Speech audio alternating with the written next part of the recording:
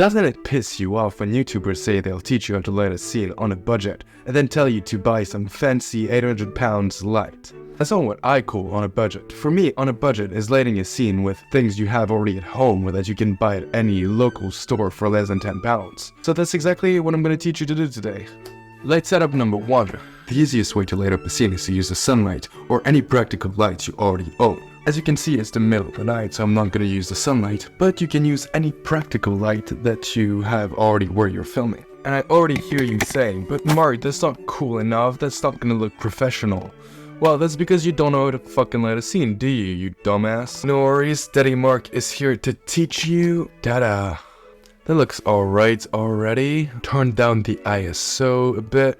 The key thing to remember when using a practical light or the sunlight from a window is to know how to place your subject in relationship to the light. For example, if I place myself here, the lighting doesn't look great because it's flat. My entire face is completely lit up the same way. Now, if I place the camera here, it already looks better. Why? Because I'm using what's called upstage lighting. Upstage lighting is when the side of the face that is further away from the camera is lit up, whereas the side of the face that is closer to it is not. Usually in film, when filming dialogues, your character is always going to be looking to the side of the camera. So it's clearer if it's upstage lighting or downstage lighting. Here I'm talking directly to the camera, so it doesn't really make sense. But you can still see that one part of my face is way darker than the other. So here I'm using two main lights. My key light, that is the main light that is lighting my face, and my rim light, which is a light placed behind to kind of outline my silhouette. Yeah, here you can clearly see what I mean by rim lights. There's also practical lights behind, which are lights that are seen in the frame. It can be used for aesthetical purposes, or sometimes the practical light is also the key light, but that's not really important. And here I've got the fill. A fill light is any light used to slightly light up the side of your face that is in the shadows, to avoid having too much contrast on your face. Now, this is like your typical 3-point lighting, which is probably the most used setup in lighting ever. The fill light, though, is not always necessary. It depends on what you're trying to achieve with the lighting. Either you want a dramatic look, either you want something softer, depending on what's happening in the scene. I'm using my phone light for the fill. It's usually good enough for that purpose. So this would be your typical 3-point upstage lighting, and this would be a typical 3-point downstage lighting, because you can see that the side of my face that is closer to the camera is the one that's lit up. This look is usually considered more flat, less appealing, but honestly, kinda like it. Looking inside the lens of a camera is so weird. It's like looking deep inside your soul. Alright, let's go to light setting number 2. Do you know what a cucoloris is? It's basically a sort of cutout that shapes the light and the shadows in a frame.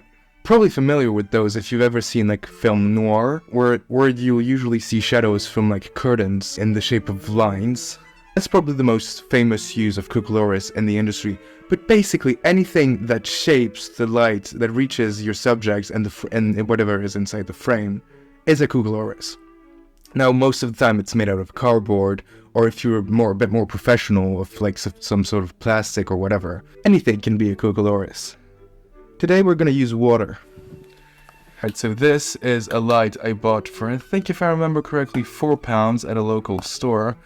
Let's bump up the ISO, and with that we're gonna achieve the look we want. Because for cucoloris you want a light that is as powerful and least diffuse as possible, because otherwise the cutout won't be as clear. So this is a good option, because as you can see, it's not really diffuse. You can clearly see the main circle in the middle.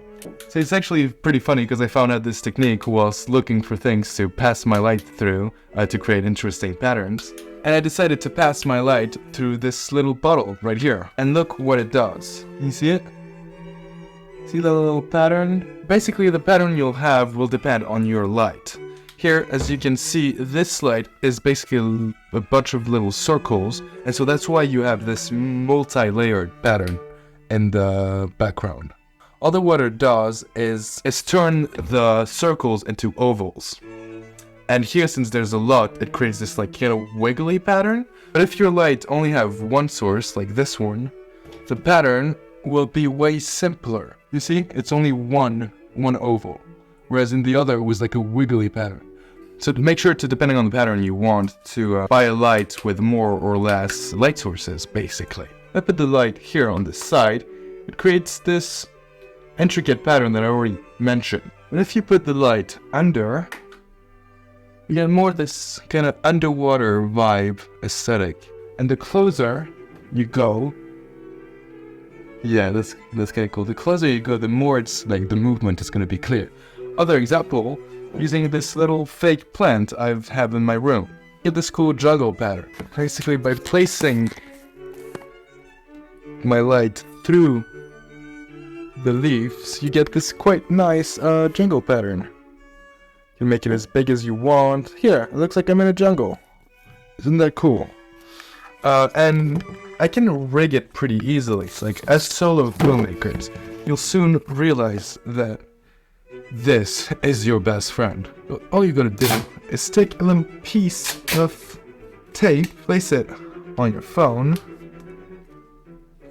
stick the phone to your wall. Look at this. Here, I'm in the jungle. Isn't that cool? Alright, for this next setup, I'm just gonna use the main light of my room.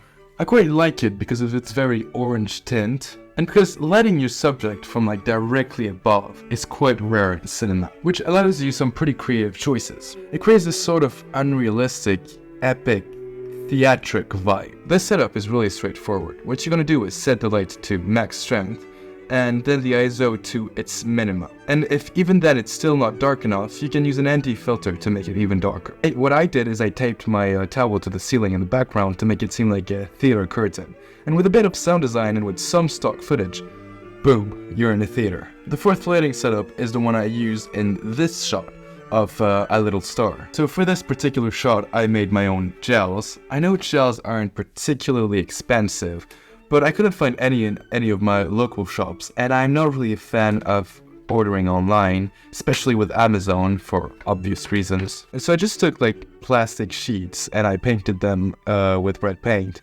So as you can imagine, they're not very strong, but with the strong enough light, good color grading, and maybe playing around with the white balance a bit, it can look fine. It looked fine in my film. Damn, the stars are really pretty tonight. That was a lie. Those are Christmas lights. If you get creative enough, you can simulate stars with Christmas lights.